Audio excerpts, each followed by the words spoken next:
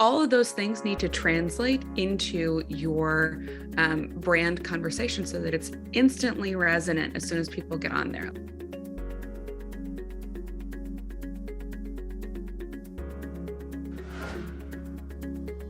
Welcome back to High Impact Sales with Natalie, Jill, and Sinclair. We are talking today about your brand resonance and how that actually moves into action when you know it's time for you to update your offers and bring in higher numbers. If you're ready to step into that next level of business growth, and the first thing you have to do is look at alignment.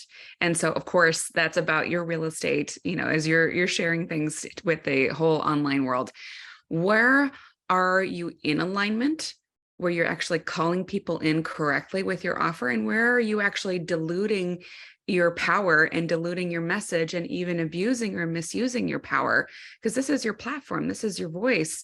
And so many times we see people out of alignment. So, most people come to us when they're like, yes, making it at least 6 figures a year. They worked hard, they know what they're doing, they're an expert in their own right, but something's not working or they're ready for major growth, right, Natalie? And absolutely. yeah. And what they want to do is come to us and blow everything up. But what they often find that we want when we sit them down and look at where they're actually out of alignment, it's a series of small chiropractic adjustments where they have unknowingly been diluting their message and therefore killing their conversion, right?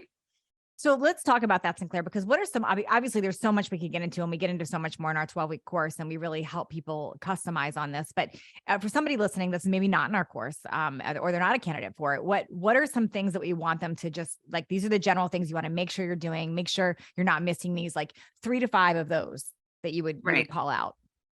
Well, first thing, it always goes back to the beginning of our process that you and I created together. You have to clean out the closet. Okay. So many of you are creating like competing offers and a lot of distracting messaging. I do this and I also offer this. And here's another unrelated thing on my website. And it all has like weird, different branded colors. And maybe the fonts don't match. And it's like, all you're telling people is, I am not aligned with my own message. Right. So you're going to instantly create confusion and fatigue from your dream client. That's not okay. And right? I think what happens, in fairness to people, and I've been there, Sinclair, you might've been there too. I've definitely been there, especially as I transitioned from fitness and nutrition into midlife conversations and my sales stuff. I still have a big fitness website out there. It's confusing for people. They think, well, we go here and we see this. So I think what happens for people is they built so much stuff, or they put so much time into something that they're attached to it. We're attached to, like, it's like getting rid of the clothes you don't want to get rid of and drop off at Goodwill. You're like holding on to them. And this is really important because this is a big gap in what's going on in sales, that you are not aligned on those messagings. Yeah, that's a really good point. So one of the things you can do before you even like decide to cut whole sections out of your website, and you're probably like, I know people are like shrinking as they're listening to this. You actually want to start with a very simple guideline process. And you and I have referenced this in an earlier episode, but this is where it really comes into play. So you want to actually start with your this, but not that best for your brand. So if you are XYZ expert who helps ABC client to solve this problem, without, unnecessary effort, pain, lost time, et cetera, and making it easy for them along the way. Once you have that, guiding light for yourself, then you get to sit down and revisit, how does your brand feel? And does it adequately, instantly explain what you offer and who you provide it for? So your this, but not that list is your guiding light and your team's guiding light.